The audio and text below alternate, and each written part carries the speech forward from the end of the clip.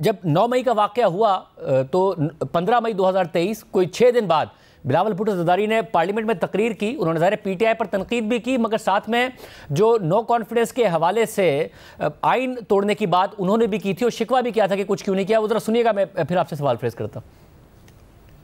PTI ने यह फैसला किया कि हमने इसका सियासी रद्द अमल नहीं देना, हमने एक वायलेंट रद्द अमल देना है। उन्होंने ये फैसला किया कि वो दहशतगर्द तंजीम बन के रद्द अमल करेंगे, वो एक सियासी जमात के तौर पे रद्द अमल नहीं देंगे। अगर वो सियासी जमात है तो चले, फिर आप सियासी जमात के तौर पे इसके रवैया रखें, लेकिन अगर वो इनकार करे कि मैं इससे लाताल्लुकी का इज़हार नहीं करूंगा, इसका मज़हमत नहीं करूंगा, इसका माफी नहीं मानूंगा, तो फिर इसका मतलब कि ये एक सियासी जमात नहीं रहा, ये अब एक मिलिटेंट ऑर्गेनाइजेशन बना है। और अगर इनका फैसला ये है, अगर उनका फैसला ये है, तो फिर इस अवान को भी उनको एक मिलिटेंट ऑर्गेनाइजेशन की तरह ट्रीट करना पड़ेगा। जब यहां हमने अदम एतमाद लेकर आए, आर्टिकल 5 का बहाना इस्तेमाल करके उन्होंने आईन तोड़वाया, तब भी कुछ नहीं किया गया। ना हमने किया, ना हुकूमत ने आज तक कुछ किया है, ना हमारे अदालतों ने किया।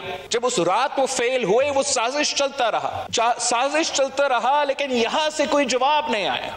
शेख साहब, पीटीआई तो 14 माह बाद भी अपने मौक़िफ़ पर 9 मई के हवाले से उसी तरीके से कायम है, जिसकी उस वक्त कह रहे थे बिलावल के माफ़ी मांगे, मजम्मत करें। वो तो आज भी नहीं करते, आज भी माफ़ी मांगने को तैयार नहीं है। और बिलावल उस वक्त गिला कर रहे थे कि आर्टिकल 6 वाली बात और के आइन तोड़ा और कुछ नहीं किया हुकूमत ने। अब हुकूमत करने जा रही है, इनको आज जाके ख्याल आया? नहीं, देखिए, हुकूमत जो भी करने जा रही है वो आई एम श्योर हमसे ज़रूर मशवरा करेंगे। हम फिर आपसे, मैंने गुजारिश की है, हम अपनी बात करके, हम सियासी लोग हैं, जमहूरी लोग भी हैं जी, और हम कंसल्ट करके बात करेंगे। लेकिन इसका ये मतलब कतई नहीं है कि हम अपनी क्योंकि हम लिबरल पार्टी हैं तो हम चुप करके बैठ जाएंगे दबाव में कि कहीं हमसे गलत कदम ना उठ जाए। आई एम सॉरी, ये कोई बिल्कुल, मैंने उस दिन सेनेट में भी कहा था कि आप लोगों का जो बिहेवियर है वो सियासी जमात का नहीं है। सियासी जमात रास्ते निकालती है। अगर उनको इक्तदार नहीं मिला, हमें भी इक्तदार डिनाई किया गया है, एक पहली दफा नहीं है, हमें तो बहुत कुछ डिनाई किया गया। हम 2018 के इलेक्शन पर रोज धरना लेके बैठ जाते, आप बताइए। तो हमें तो बहुत सारे हमारे पास कंप्लेंट्स थे, लेकिन हमें कहा, दाई साहब ने कह दिया कि भाई तुम लोगों को मुल्क के लिए इस वक्त इसको आगे एक्सेप्ट करो और चलो, इक्तदार आनी जानी चीज है, ठीक है, नो प्रॉब्लम। लेकिन इनको ये सोच, इनकी सोच ये नहीं है।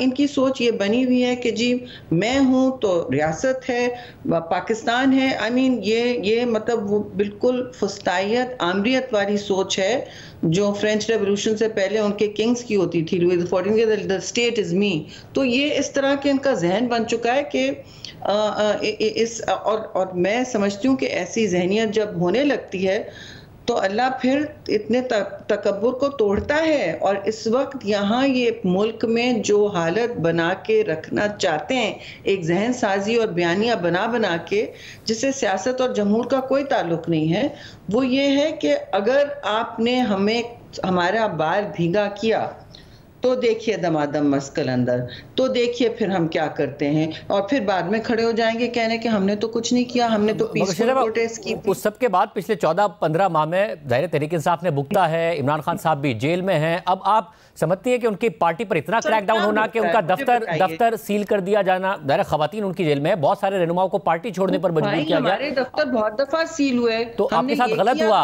और आपने ये सीखा कि वो गलत था, तो जमहूरी तरीके से मुल्क आगे इस तरह नहीं बढ़ सकता। देखिए, लेकिन हम में से किसी ने, हम सब सियासत कर रहे होते थे। आमरीत के दौर में हमारे दफ्तर सील हुए, आमरीत के दौर में हम सब, मैं भी मिसिंग पर्सन हुई हूँ। आपने कभी शायद सुना नहीं होगा ये कहानी, मुझसे पूछिएगा, जियो के अजहर अब्बास और सबको पता है जो फॉलो कर रहे थे उनका कैमरा मुझसे, मैंने कभी बात नहीं की। लेकिन देखिए, इसमें लाहौर में हुआ था ये जनरल मुशर्रफ के टाइम में, किसी को 7 दिन पता नहीं था मैं कहाँ थी। अब आप बताएं मुझे कि सबके साथ क्या क्या नाइंसाफी हुई है। लोगों ने सॉलिटरी जेल काटी है, 14-14 साल जरदारी साहब रहे हैं। आप मुझे क्या सुना रहे हैं कि देखिए ये जो अब कर रहे हैं हम उनके साथ नहीं कर रहे। ये इन्होंने मुल्क पर कुल्हाड़ी गिराते गिराते अपनी जड़ें खुद काट रहे हैं। ये कि अब इनके मुंह से ये निकल रहा है कि हमने ऑर्डर दिया, उनको पता नहीं है कि ये दौर अब मीडिया मतलब कैमरा का है। कैमरा आप उठा लेंगे वो तो आपकी शहादत बन जाएगा। सारी दुनिया ने देखा इन्होंने क्या किया, किसने क्या ऑर्डर्स दिए, वो सब नजर आ रहे थे। और लोगों ने शहादतें दी हैं अनगिनत। तो ये अब क्या चाह रहे हैं, ये डू और डाई की एक सीध में चल चुके हैं। इनके लिए कोई सिरात मुस्तकीम नहीं है सिवाय अपने आप के, इट्स माय वे और द हाईवे जी, और कुछ ये सोच नहीं रहे हैं। और ये बहुत खतरनाक सोच है, ये सियासी सोच नहीं है और ये जमहूरी सोच भी नहीं है। ये मगर क्या इस बात का कहीं आगे जाके कोई इम्कान है, क्योंकि अब ज़ाहिर तहरीक इंसाफ को जब सीटें मिलेंगी, अगर सुप्रीम कोर्ट के फैसले पर अमल होता है कि पीपल्स पार्टी और पीटीआई का इस हद तक इत्तेहाद हो कि इस हुकूमत को के खिलाफ नो कॉन्फिडेंस आ सके? क्योंकि लतीफ़ खोसा साहब ने हमारे प्रोग्राम में इजहार किया, इमरान खान साहब ने ज़ाहिर बाद में इस बात को और इम्कान को मुस्तरद किया।